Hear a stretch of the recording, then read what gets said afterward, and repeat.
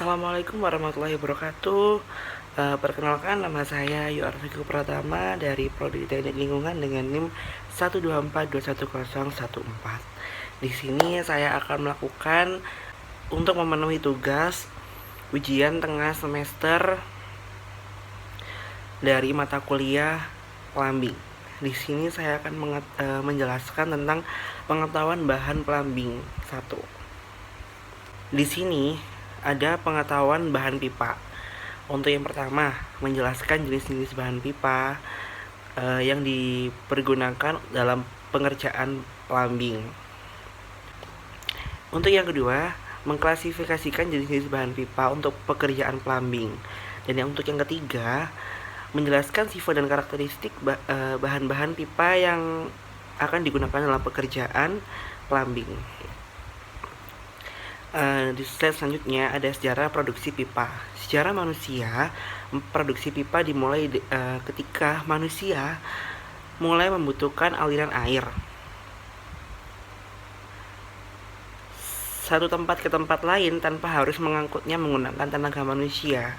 Dampaknya, produksi pipa untuk kegiatan tersebut akan berkurang.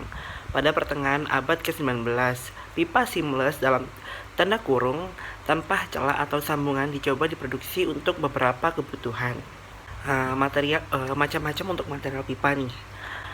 Pipa adalah sebutan untuk benda berbentuk bulat atau silinder yang berongga dan digunakan untuk memindahkan zat olahan seperti cairan, gas, atau bubuk halus. Ia juga mengetahui spesifikasi bahannya digunakan dalam pekerjaan pipa.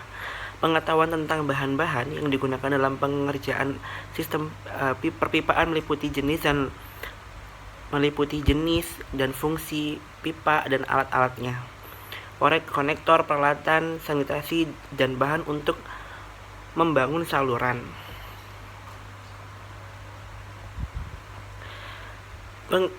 Pengertian dari pekerjaan pipa itu sebenarnya sangat luas sekali, tapi dalam garis besarnya dapat dibagi dalam dua kelompok, yaitu jaringan pipa dalam, yaitu jaringan pipa dalam pemasangan atau penyambungan pipa-pipa untuk pemasukan dan pengeluaran khusus yang terdapat di dalam bangunan untuk segala keperluan dan plumbing seperti kamar mandi, WC, tempat cuci piring, tempat cuci tangan, tempat buang air, urinair, ya kan?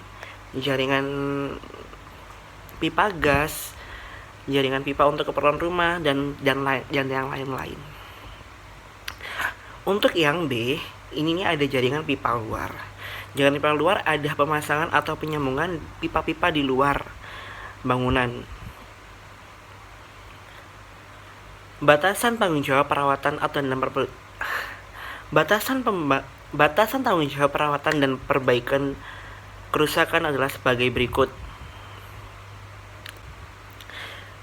Dari meteran ke dalam instalasi dalam rumah adalah tanggung jawab yang punya rumah atau terus di dalam gedung. Dari meteran keluar adalah tanggung jawab di PDAM atau pihak penjual jasa jenis pipa dan ukurannya. Pipa mempunyai banyak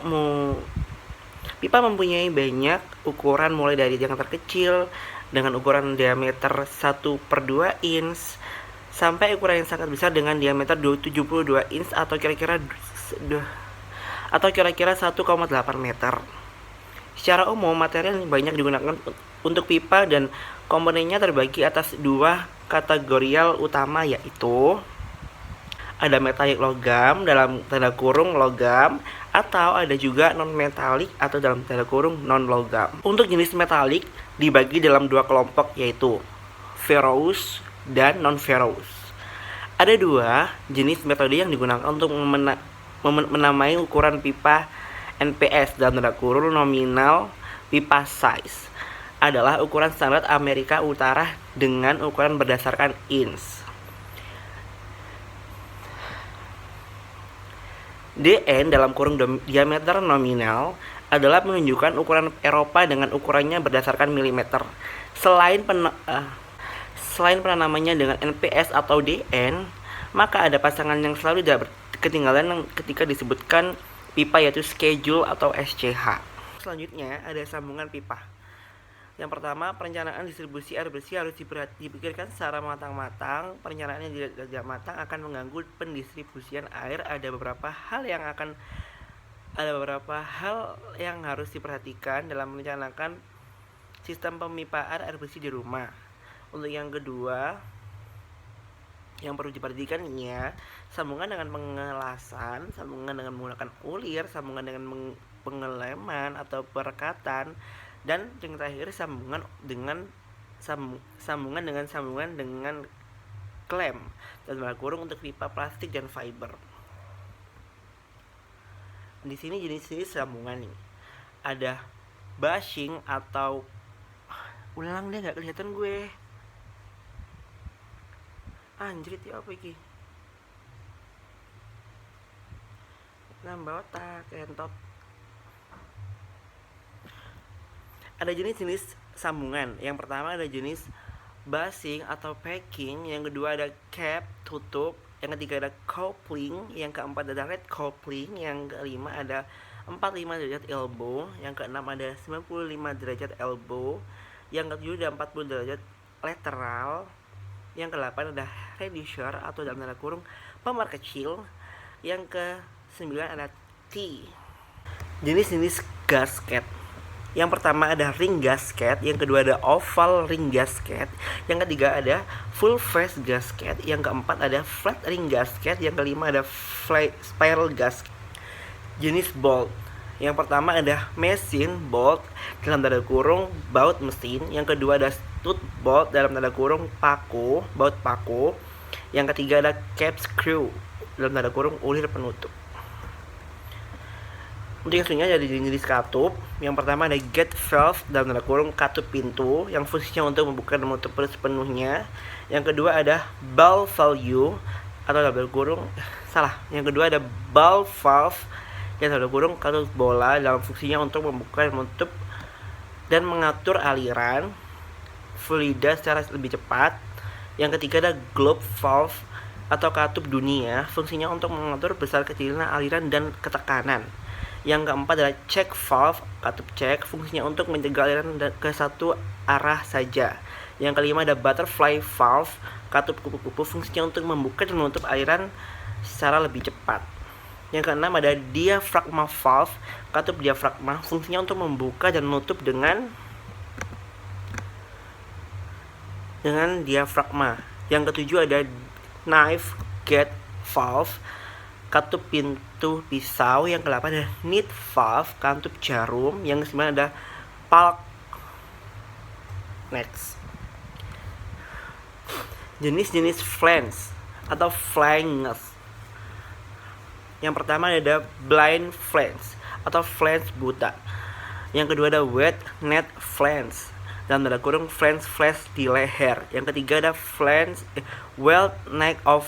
Yang ketiga ada welt neck orifice flange dalam tanda kurung flange orifice les di leher. Yang keempat adalah slip on flange dalam tanda kurung flange sambungan langsung. Ini nggak usah deh, banyak banget pak, pusing aku. Fungsi-fungsi peralatan plumbing. Peralatan plumbing berfungsi menyediakan air bersih dengan tekanan dan jumlah yang diinginkan serta membuang air tanpa mencemari area lain. Kesalahan dapat perencanaan, pemasangan atau pemilihan dapat membahayakan jiwa manusia, maka panduan standar perlu diterapkan. Fungsi peralatan plumbing adalah menyediakan air bersih ke tempat-tempat tertentu dengan tekanan cukup dan air bila diperlukan. Untuk yang kedua, menyalurkan air kotor dan tempat-tempat tertentu tanpa menyempari lingkungan. Yang ketiga, menyediakan air untuk mencegah kebakaran. Jenis peralatan plumbing. Yang keempat, peralatan untuk menyediakan air bersih atau minum. Yang kelima, peralatan untuk penyediaan air panas. Yang keenam, peralatan untuk menyalurkan air buangan. Penggantung atau klem. Penggantung atau klem adalah alat yang digunakan untuk menahan atau memegang sistem perpipaan dirancang untuk menahan pembenahan statis dan dinamis. Menggantung pipa sangat penting dalam instalasi perpipaan dan harus didapatkan dengan baik berdasarkan profil pembedaannya. Penyangga pipa harus mampu menahan berat sistem perpipaan dengan pipa, insulasi Frida, dan komponen lainnya. Ada beberapa hal penting untuk diperlukan Ada hal-hal penting yang perlu diperhatikan untuk menggantung dan menumpuk pipa. Yang pertama ada berat pipa, yang kedua jenis pipa, yang ketiga menjaga perlambatan getaran, yang keempat ekspansi pipa, yang kelima jarak antara pipa. Dan di sini cukup di sini presentasi saya. Apabila ada salah-salah kata atau kurang jelas atas presentasi saya mohon maaf sebesar-besarnya. Terima kasih untuk Bu Elsa yang telah membimbing dan mengajari saya tentang dengan materi plumbing ini. Semoga kedepannya lebih bisa memahami dan bermanfaat bagi teman-teman adik-adik tingkat yang lainnya. Dari sini saya mengucapkan wabillahi taufiq wal hidayah. Wassalamualaikum warahmatullahi wabarakatuh.